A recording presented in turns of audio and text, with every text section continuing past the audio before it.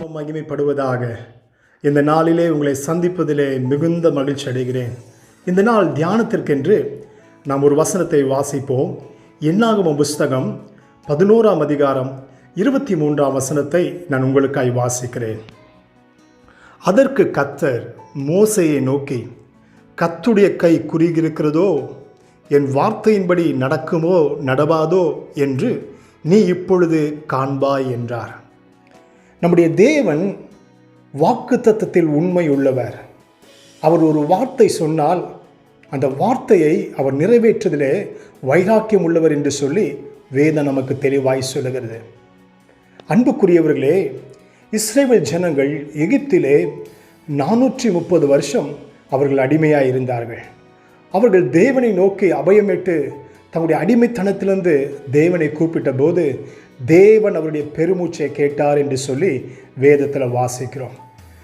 தேவன் அவர் பெருமூச்சை கேட்டு மோசேயை முச்செடியில் தரிசனமாகி தம்முடைய ஜனங்களை விடுதலையாக்கும்படியாய் கர்த்தர் மோசேயை அழைத்து கொண்டு வந்தார்.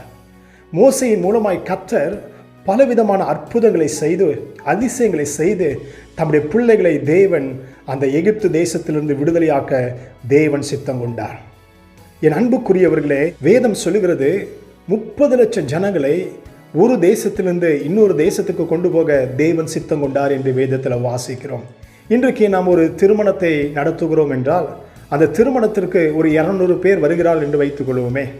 அதற்குரிய திட்டமிடுதலை நம் பிளானிங்கை நம்முடைய குடும்பமாய் உட்கார்ந்து ஒரு மாதத்துக்கு முன்பாக அதை திட்டமிடுவோம். அவளுக்கு என்ன உணவு கொடுப்பது, எந்த இடத்துல நாம் திருமணம் நடத்துவது, அதனுடைய எல்லா ஆயத்த பணிகளை குறைந்தது ஒரு மாதத்துக்கு முன்பாகவே நாம் திட்டமிடுவோம்.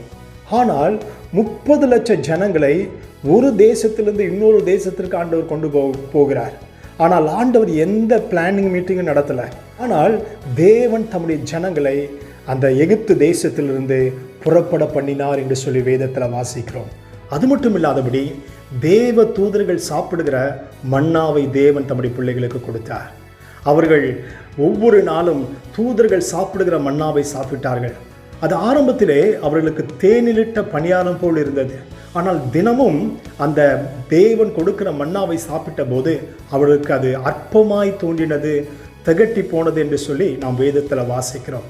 எனவே அவர்கள் மோசே இடத்துல வந்து சொன்னார்கள், நாங்கள் எகிப்திலே கிரயமில்லாமல் சாப்பிட்ட எங்களுக்கு மச்சங்கள் வேண்டும் என்று சொல்லி அவர்கள் கேட்டார்கள். உங்களைப் போல என்னைப் போல மோசே ஒரு மனிதன்தான்.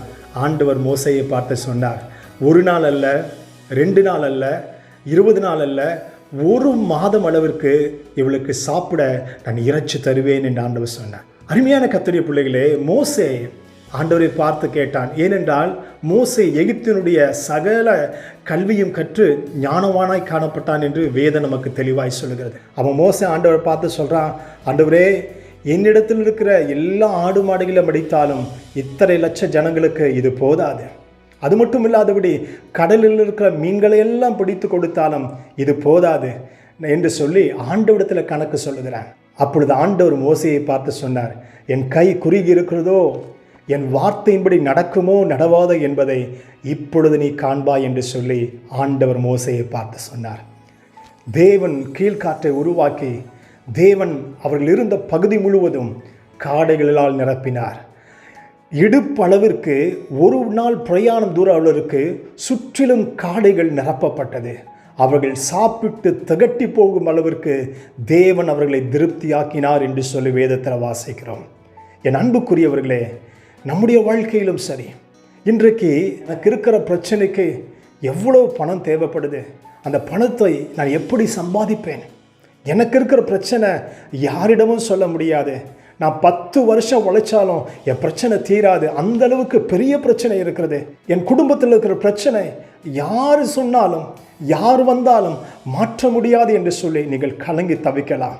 ஆண்டவர் உங்களை பார்த்து சொல்லுகிறார், கர்த்தருடைய கை, என்னுடைய கை குறுகி போயிருக்கிறதோ, என்னுடைய வார்த்தையின்படி நடக்குமோ நடவாதோ என்பதை நீ காண்பாய்.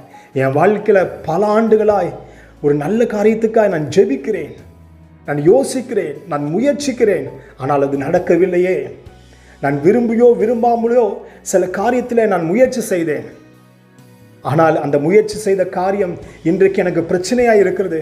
அந்த பிரச்சனையிலிருந்து நான் எப்படி வருவேன் என்று எனக்கு தெரியவில்லை, யார் எனக்கு உதவி செய்வார் என்று சொல்லி நீங்கள் கலங்கி தவிக்கலாம். ஆண்டவர் உங்கள் கரத்தை பிடித்து சொல்லுகிறார், என் கை குறுகி போகவில்லை, என்னுடைய வார்த்தை மாறாது என்று சொல்லுகிறார்.